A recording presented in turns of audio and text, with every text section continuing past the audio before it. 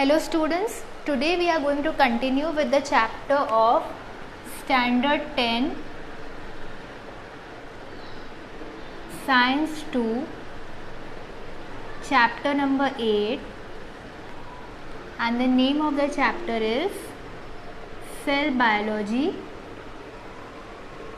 and Biotechnology.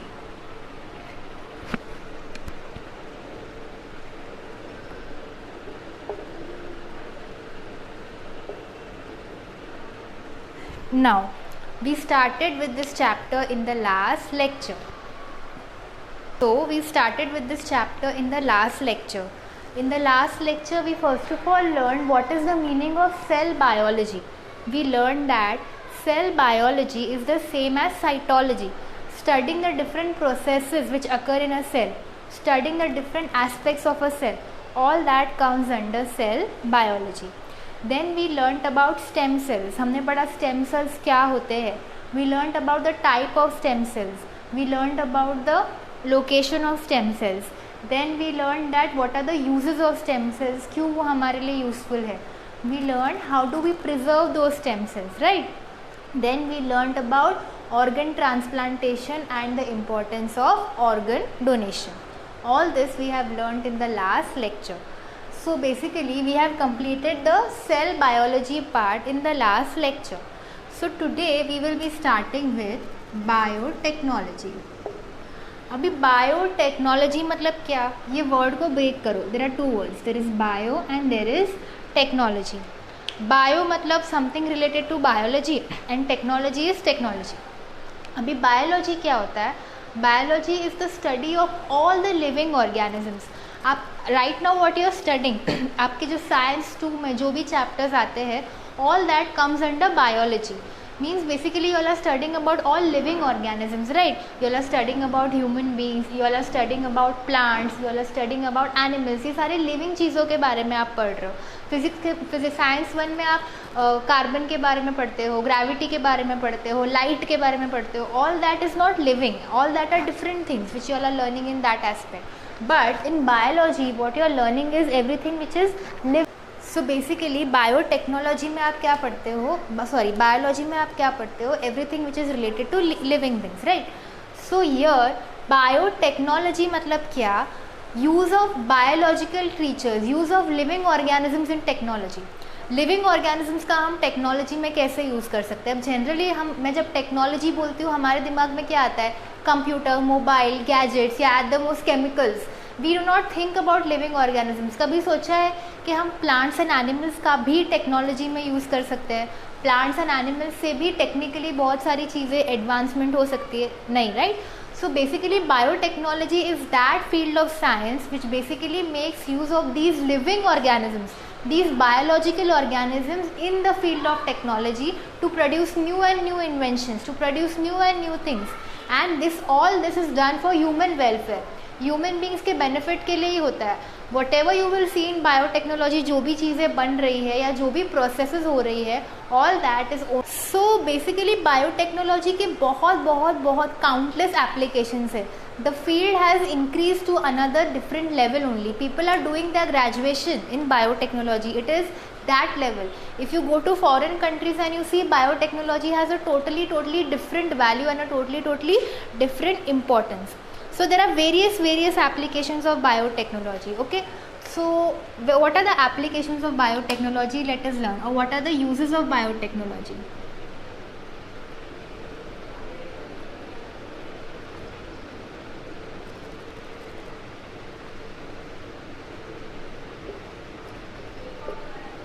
So let us begin with the simple ones. All of you all must have eaten dahi, right? Now in standard 9 you all must have studied the chapter useful and harmful microbes. उसमें आपने useful microbes में lactobacillus के बारे में पढ़ा था. So what did we learn about lactobacillus? Lactobacillus का function क्या होता है? It is responsible for causing the conversion of milk into curd, right? दूध से दही कौन बनाता है? ये लैक्टोबैसिलस बनाता है. सो अगेन लैक्टोबैसिलस क्या है? It is a bacteria, it is a living organism. तो यहाँ पे भी using a living organism we are producing a new product, right. We are like dahi all together, yogurt is has got so much value. If you see in the market कितनी सारी companies है जो yogurt बनाती है. तो यहाँ पे using a new living organisms we are making a new product. So this is an application of biotechnology. So what is the first application of biotechnology? The first one is lactobacillus. What does lactobacillus do? Production of yogurt from milk.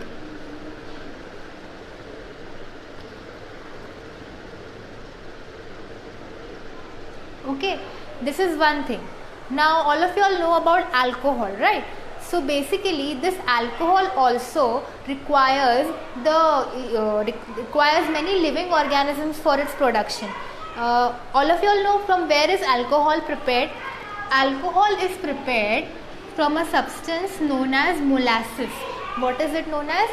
Molasses. And ये molasses से आगे जाके alcohol बनता है. alcohol का scientific name क्या है? Ethanol. What is the scientific name of alcohol? Ethanol. Okay. So how is this ethanol made from molasses? What is responsible for converting this ethanol into molasses? So yeast. Yeast is a fungus. Okay. This yeast is responsible for production of ethanol from molasses. Okay. So what does this yeast do? It is responsible for the production of ethanol. So this is another application, that is production of ethanol from molasses using yeast.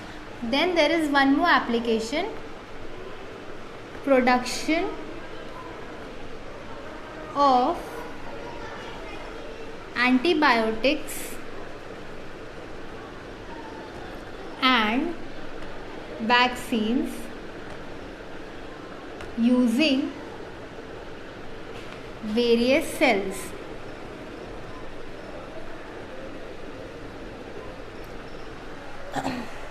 So now what are antibiotics? Antibiotics are medicines which are used for bacterial diseases. Like bacterial diseases क्या होती है? Typhoid is an example of bacterial disease, right? So वो diseases जो bacteria से होती है उनको cure करने के लिए we give antibiotics. मतलब वो medicines जो वो बैक्टीरिया के against act करेंगे.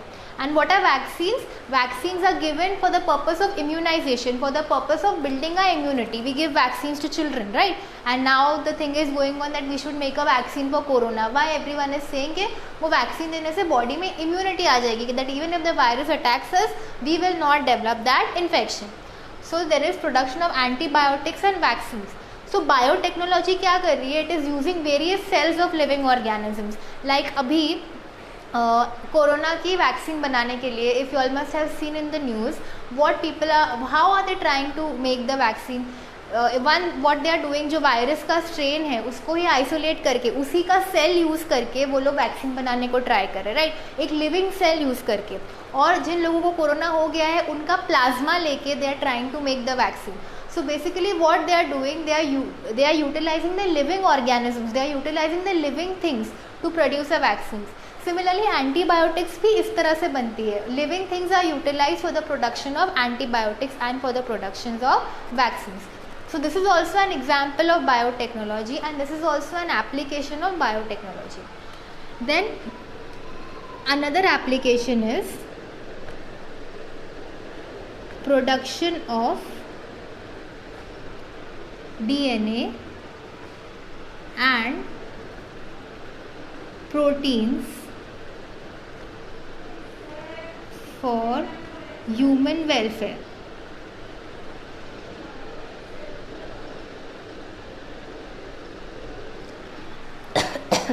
So for human welfare means for the benefit of human beings. तो बहुत सारे अलग अलग DNA प्रोड्यूस हो रहे हैं. Now what is the use of making this DNA? This DNA is again use for making antibiotics and vaccines only. And various proteins are being produced. Now like you can say insulin. Insulin क्या है? एक hormone है and hormones are proteins in nature.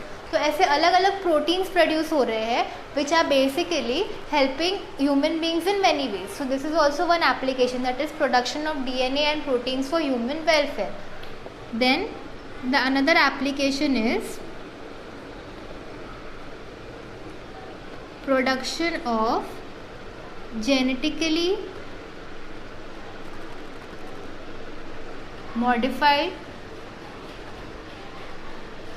plants. Now what do we mean by genetically modified plants? Modified मतलब वो plant के original structure में कुछ तो हमने modification किया. So क्या होता है, समटाइम्स जो एक पर्टिकुलर क्रॉप है उसकी ईल्ड बहुत कम होती है, it does not grow in enough quantity. ठीक है, क्यों? बिकॉज उसका ग्रोथ पोटेंशियल ही उतना नहीं है, उसकी ग्रोथ एबिलिटी ही उतनी है, बट उस क्रॉप का डिमांड बहुत है. उस क्रॉप को अगर हम मार्केट में सेल करेंगे we can get a lot of money out of it. So what we need to do, we need to increase the yield of this crop. But कैसे बढ़ाए? नेचुरली तो it is not having so much of yield. So how can we increase the yield of this crop? It can be increased by injecting certain, अभी suppose एक particular crop है जिसका yield बहुत ज़्यादा है और एक पर्टिकुलर क्रॉप है जिसका yield बहुत कम है.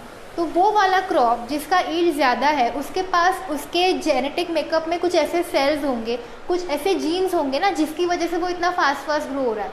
तो अगर मैं वो सेल्स निकाल के ये वाले क्रॉप में डाल दूँ जिसकी ग्रोथ इतनी फास्ट नहीं है, सो ऑटोमेटिकली ये वाले क्रॉप की ग्रोथ भी बढ़ जाएगी, right. So if I basically transfer the gene और basically if I incorporate the gene of the fast growing plant into the slow growing plant, the yield of the slow growing plant will also increase, right. So here again I am using a living thing, I am using a plant to increase the yield of my crop. So this is also an example of biotechnology. And एक हो सकता है yield बनाने के लिए, दूसरा होता है disease resistance. अभी बहुत बार we have seen that the entire crop of a farmer has got destroyed क्योंकि वो plant को कुछ disease हो गई या वो plant जो है वो disease को resist नहीं कर पाया.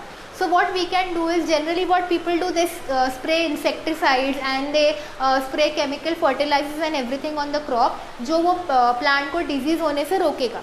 But basically all these chemical fertilizers, all these insecticides, they have a lot of hazardous effect on the plant. मतलब वो जो plant होता है वो उसकी quality कम कर देता है, soil की fertility कम कर देता है.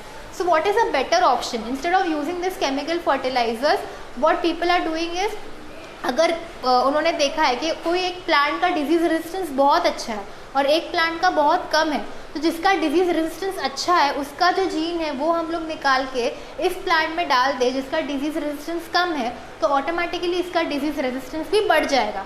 एंड यहाँ पे we have not use any chemical method, we have not use any fertilizer, so there will be no side effect also. So this is another application of biotechnology.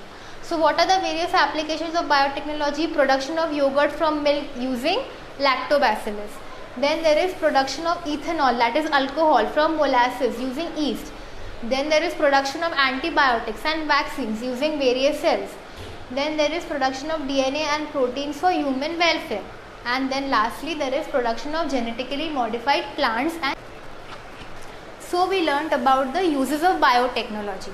Now let us learn about the benefits of biotechnology. ये तो पता चल गया कि use कैसे करते हैं, but क्यों यूज़ करें, इसका फ़ायदा क्या है यूज़ करने का. So let us learn about that.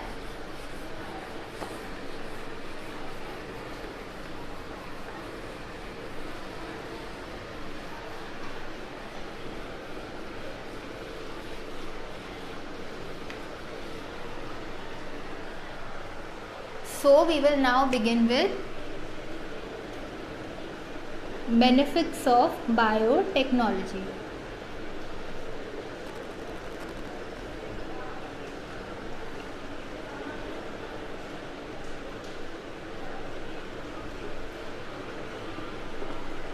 Okay, so what is the first benefit of biotechnology? It has increased the yield per hectare of land area. Means what? मैंने बोला कि as I gave you all the example कि कभी कोई crop की growth ज़्यादा नहीं है बट हमको उसका ग्रोथ बढ़ाना है, तो we can incorporate a gene in it जिसकी वजह से वो ग्रोथ बढ़ जाए. So if we incorporate that gene and वो प्लांट की ग्रोथ बढ़ जाती है तो obviously we will get better yield ना. लाइक अगर एक particular in 1 kilometre of area अगर पहले मेरे पास 100 क्रॉप्स ही ग्रो हो रहे थे and now because of incorporating this gene मेरे पास 1000 क्रॉप्स ग्रो हो रहे, सो 10 टाइम्स मेरी ईल्ड बढ़ गई, 10 टाइम्स मेरा प्रॉफिट बढ़ गया. So basically there is increase per hectare of land area. Hectare is a unit जिसकी वजह से we can measure the land area. तो पहले एक हेक्टर में जितना क्रॉप ग्रो हो रहा था, अभी मैंने बायोटेक्नोलॉजी यूज़ किया, उसकी वजह से क्या हो गया, मेरा लैंड का जो पर हेक्टर जो यील्ड था वो इंक्रीज हो गया. So that is one benefit. Then second benefit is increase in disease resistance.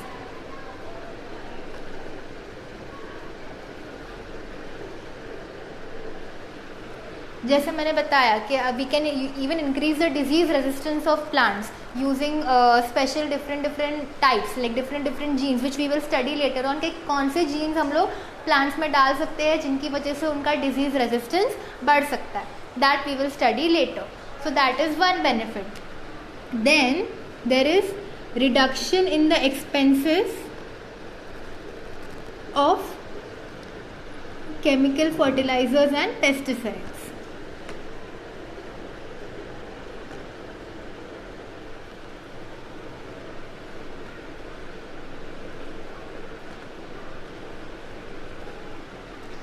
मतलब क्या, पहले if instead of biotechnology we use chemical methods like chemical fertilizers, chemical pesticides, all these chemical things are very very expensive. For a farmer to afford these things it is actually very difficult. तो अभी because of the advent of biotechnology ये खर्चा farmer का बच गया है. It is now the biotechnological methods are relatively cheaper than the chemical methods and also they are more effective. So that is why ये जो फार्मर का additional expense था केमिकल फर्टिलाइजर्स पे, now they can save that money because biotechnology methods are relatively cheaper. So what are the benefits of biotechnology? First one is increase in the yield per hectare of land area. ज़्यादा crop हम लोग बना रहे हो, obviously ज़्यादा crop बना रहे, so we will sell more crop and we will earn more profit. Then there is increase in the disease resistance of crops and decrease in the expenses of chemical fertilizers. And so we learned about the applications of biotechnology and we learned about the benefits of biotechnology. Now हम लोग पढ़ेंगे कि practically ये biotechnology कैसे apply हो रही है, how is it being applied in the real world.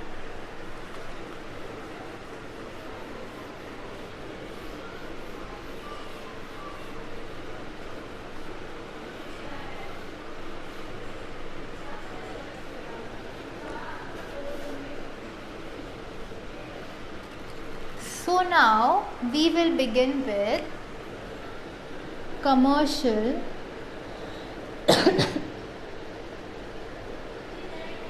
applications. So now we will begin with the commercial applications of biotechnology. Now what do we mean by commercial applications? Commercial मतलब industry में, कोई भी industry हो, चाहे वो agricultural industry हो, चाहे वो हेल्थ इंडस्ट्री हो, चाहे वो मेडिसिन इंडस्ट्री हो, कोई भी इंडस्ट्री हो, वहाँ पे बायोटेक्नोलॉजी किस तरह से यूज़ हो रही है, that we are going to study. So सबसे पहले we will begin with the application of biotechnology in agriculture. Now India is an agricultural country. India का प्राइमरी ऑक्यूपेशन क्या है, एग्रीकल्चर. सो सबसे इम्पॉर्टेंट एप्लीकेशन बायोटेक्नोलॉजी का agriculture में ही है. And it has benefited agriculture to a great extent. It has increased the agricultural yield and the agricultural productivity of our country to a very very great extent. ठीक है. So what are the various ways in which biotechnology is being applied in agriculture that we are going to study. So सबसे पहले there is production of hybrid seeds.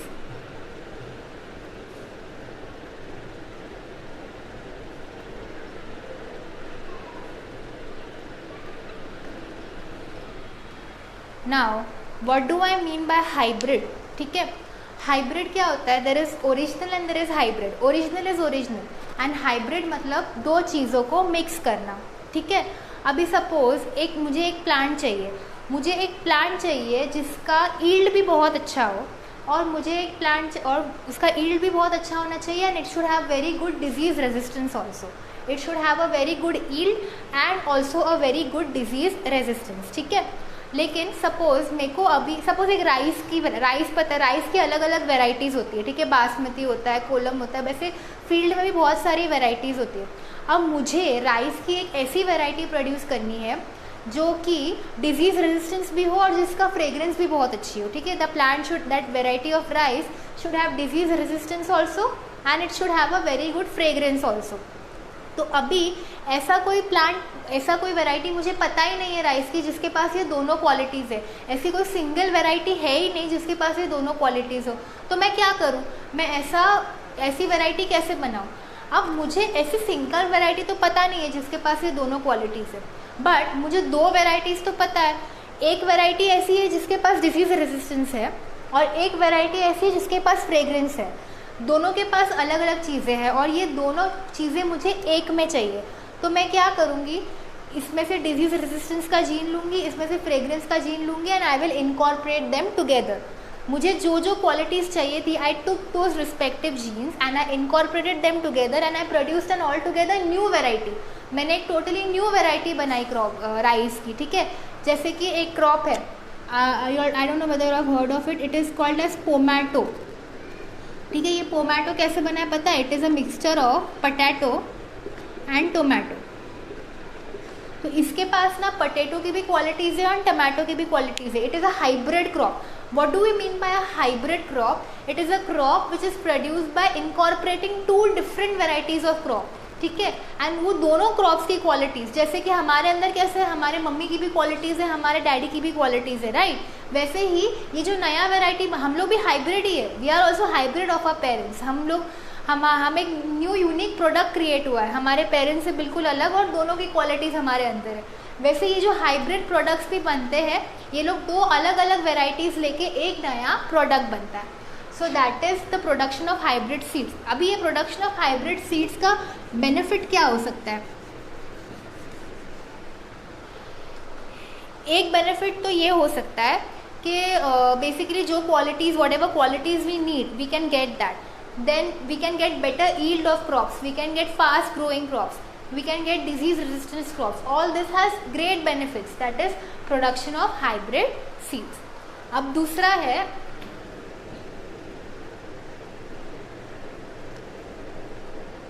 production of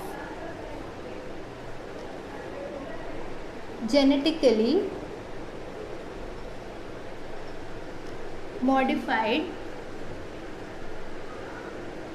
crops.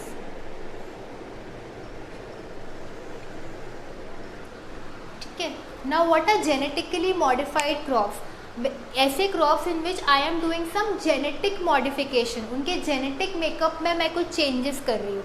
So I am modifying them genetically and they are called as genetically modified crops. अब basically इनका genetic modification करते मतलब क्या, उनके gene, उनका जो जेनेटिक मेकअप है उनमें मैं कोई एक एडिशनल जीन डाल दूँ. अब ये एडिशनल जीन मैं कोई भी रीज़न के लिए डाल सकती हूँ. या तो मुझे उसका डिजीज़ रेजिस्टेंस बढ़ाना है, so I might put a gene in that crop जिसकी वजह से उसका डिजीज़ रेजिस्टेंस बढ़ जाए. या फिर अगर मुझे उसका ईल्ड बढ़ाना है तो I might put an yield in that crop जिसकी वजह से उसका डिजीज़ रेजिस्टेंस बढ़ जाए. Now in your book certain examples have been discussed of genetically modified crops. So let us see what are they. The first example which is discussed is BT cotton. ठीक है. अभी you can understand from the name it is something related to cotton. तो cotton के plant में they have put a new gene which is called as the BT gene. What is it called? BT gene. Now what does BT stands for? BT stands for Bacillus thuringiensis.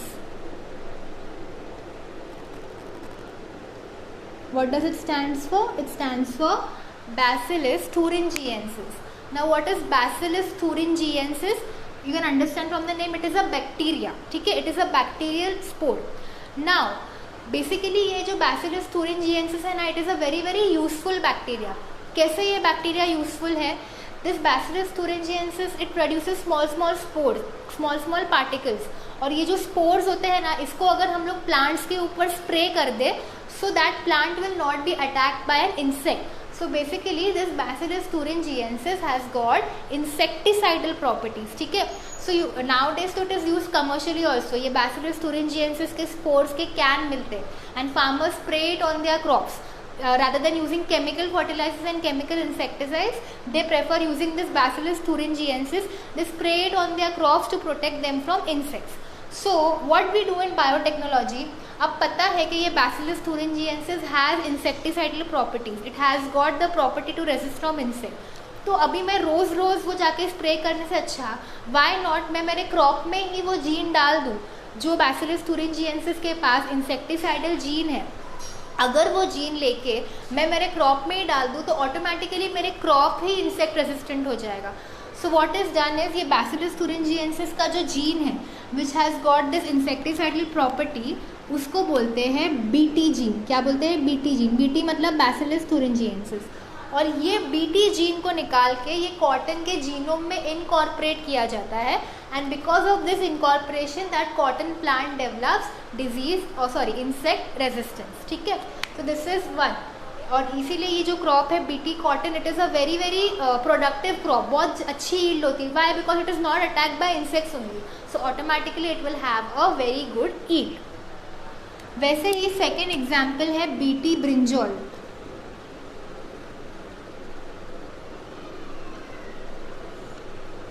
अब ये BT brinjal में भी same यही Bacillus thuringiensis का जो gene है वो उसके जीनोम में इनकॉर्पोरेट कर देते, तो automatically it develops insect resistance. ठीक है. Then third example is golden rice. So what is done in golden rice? Now this golden rice is a variety of rice. अभी इस राइस का न्यूट्रिशनल कंटेंट बढ़ाने के लिए, डिजीज रेजिस्टेंस या insect resistance नहीं, in order to increase the nutritional content of this rice, in order to make it more nutritious, what is added in this rice is vitamin A. What is added? Vitamin A. So vitamin A को हम artificially add करते हैं जिसकी वजह से ये rice का जो है न्यूट्रिशनल कंटेंट बढ़ जाता है. ओके, सो ये गोल्डन राइस में भी ऐड विटामिन ए जिसकी वजह से उसका न्यूट्रिशनल कंटेंट बढ़ जाता है.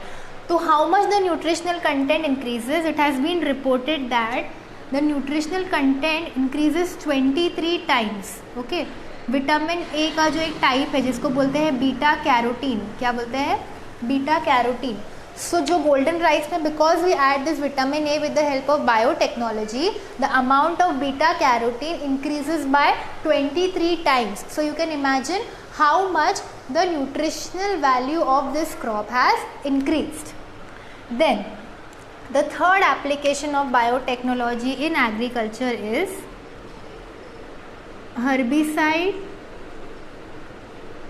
resistant plants.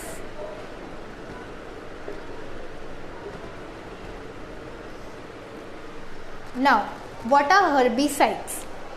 सबसे पहले let us understand what are herbicides.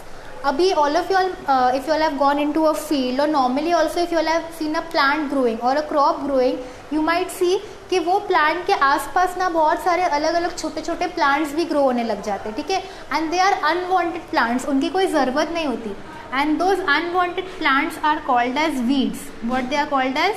Weeds. अब they are unwanted, they are not required, they don't have any value, but क्या होता है बिकॉज दे आर ग्रोइंग, एक ही सॉइल में ग्रो हो रहे हैं, एक हमारा मेन प्लांट भी ग्रो हो रहा है एंड वही सॉइल में क्या हो रहा है, ये वीड्स भी ग्रो हो रही है. तो उसकी वजह से क्या हो रहा है, the nutrition from the soil which is suppose to go to a main plant that is being divided. जो एक जन का खाना है सॉइल में, जो हमारे प्लांट को ज़रूरत है, उसमें से आधा खाना ये वीड्स के पास चला जा रहा है. So our plants are not getting the nutrition which is required by them, right, because उसमें से आधा ये वीड्स ले रहे हैं एंड ये वीड्स हमारे कुछ काम की भी नहीं है. So what do we do to get rid of these weeds? In order to get rid of these weeds, what do farmers do? They spray certain things on them, and those sprays are called as herbicide or weedicide. Okay, herbicide and weedicide, they are one and the same. तो वो लोग वो spray करते हैं ताकि ये weeds से we get rid of them. But क्या होता है, वाइल स्प्रेइंग दिस वीड्स ना, while spraying this herbicides in order to destroy those weeds, कभी कभी because this herbicides are chemical in nature, तो ये केमिकल की वजह से कई बार हमारा ओरिजिनल प्लांट भी डिस्ट्रॉय हो जाता है. वीड्स तो गए और हमारा ओरिजिनल प्लांट भी गया, या फिर sometimes instead of getting destroyed हमारे प्लांट की क्वालिटी कम हो जाती है, न्यूट्रिशनल वैल्यू कम हो जाती है, या ईल्ड कम हो जाती है. So basically these herbicides have an adverse effect on our plant, but we have no option, we have to spray them because वो weeds we will not be able to get rid of them otherwise. Even if we cut them, they will grow again. So in order to get rid of them completely, we have to spray those herbicides. But herbicides spray कर रहे हैं तो हमारे plant पे भी adverse effect हो रहा है. So what can be done in this case? So what is being done is, in using biotechnology, we are producing variety of plants which are called as herbicide resistant plants. Herbicide resistance plants मतलब क्या, उनके पास resistance है against herbicide, they are able to combat the action, मतलब वो उनके ऊपर इतनी ताकत है कि वो हर्बिसाइड को झेल सकते हैं, मतलब उनके ऊपर हर्बिसाइड आएगा भी तो it will not have any effect on them, they have that resistance to fight against herbicide. अगर ऐसे प्लांट्स हमारे पास हो तो हम वीड्स को डिस्ट्रॉय करने के लिए हर्बिसाइड स्प्रे भी करेंगे तो कुछ उन पर फ़र्क नहीं पड़ेगा. So using biotechnology, such varieties of plants are being produced which are helping us to be resistant to herbicides and then get a better yield of the crop. So this is one application, and the last application is biofertilizers.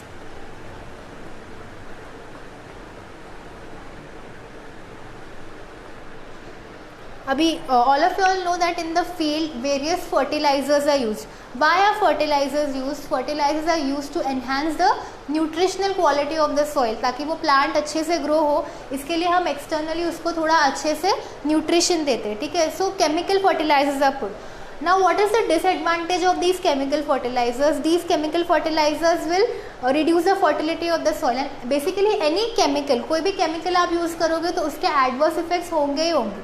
So chemical fertilisers के भी soil के ऊपर बहुत सारे adverse effect होते हैं.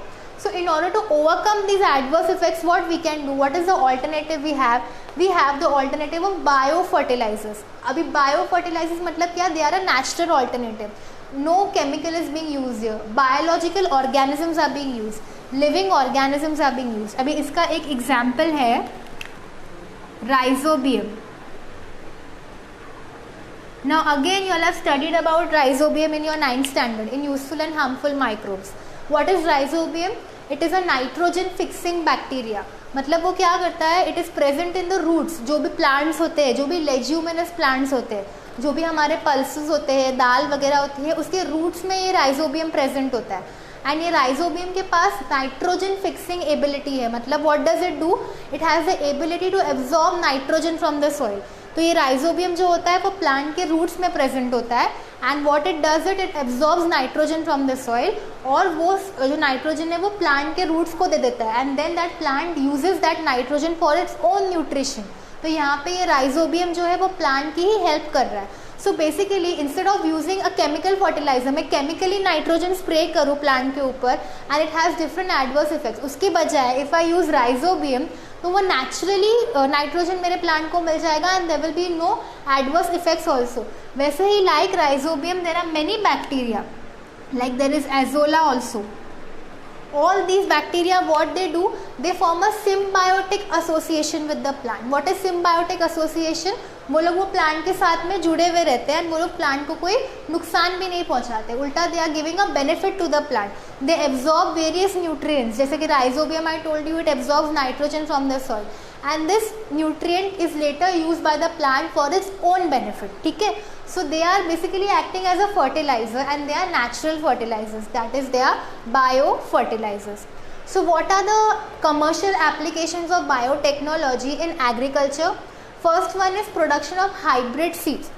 What are hybrid seeds? The seeds which are produced by mixing two different varieties of crop and a new variety is produced. दो अलग अलग variety मैंने ली and एक totally new variety बनाई, एक hybrid variety बनाई. That is one.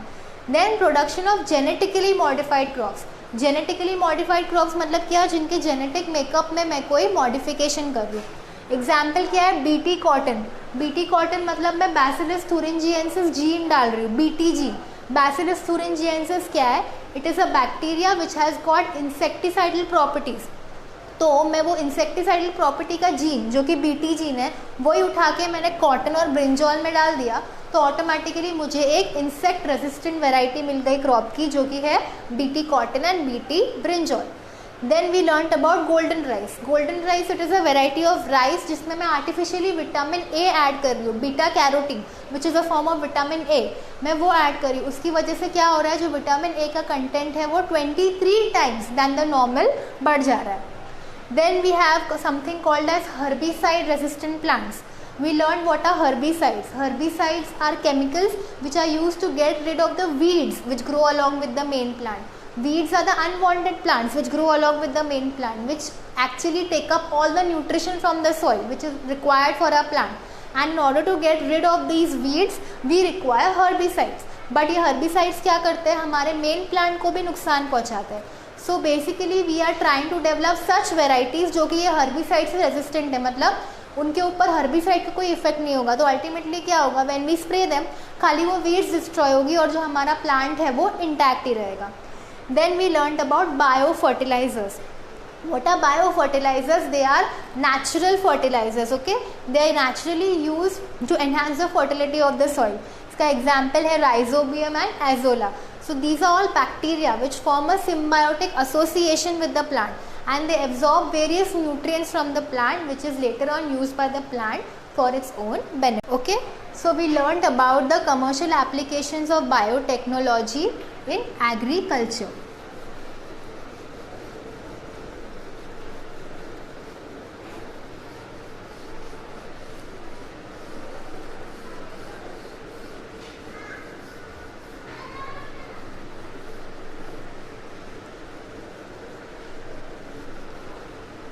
So what did we learn in today's lecture?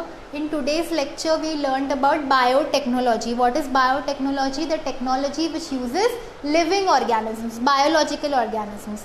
We learned about the benefits of biotechnology. We learned about the uses of biotechnology, and we started with commercial applications of biotechnology. In that we learned how commercially biotechnology is being used in agriculture. Now commercial applications और भी बहुत सारे हैं.